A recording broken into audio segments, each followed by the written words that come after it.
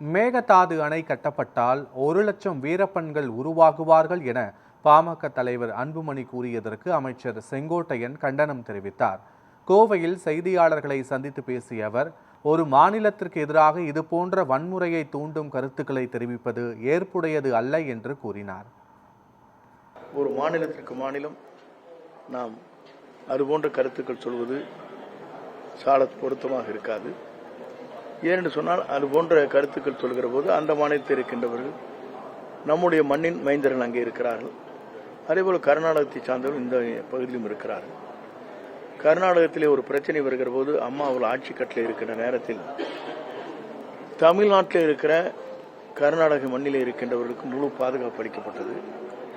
அதே நேரத்தில் தமிழர்கள் அங்கே தாக்கப்படுகிற போது மத்திய அரசு உதவியோடு நம்முடைய காவல்துறையும் அதற்கான உதவிகளை பார்டர் என்று சொல்வார்களே அதில் சென்று பாதுகாப்பு அளிக்கப்பட்டது. அந்த நிலை இந்த மண்ணில் இந்தியாவில் வந்துவிடக்கூடாது என்பதுதான் எங்களுடைய ஆசை. ஏனென்று சொன்னால் இரண்டு கருத்தை சொல்ல விரும்புகிறேன்.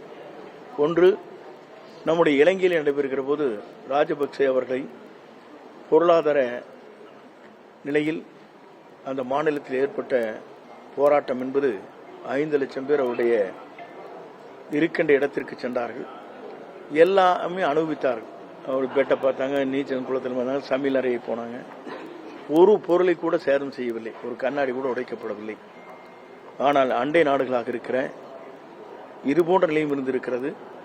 ஆனால் வங்காளதேசத்தில் நடைபெற்ற நிகழ்ச்சியும் இருக்கிறது. மனிதன் எப்படி வாழ வேண்டும் என்பதை கற்றுக்கொள்ள வேண்டுமே தவிர நாம் இருக்கின்ற பொருளை சேதப்படுத்துவதன் மூலமாக நம்முடைய பொருளாதார வளர்ச்சி ஒன்றுமே தவிர வேறொன்றும் இருக்காது.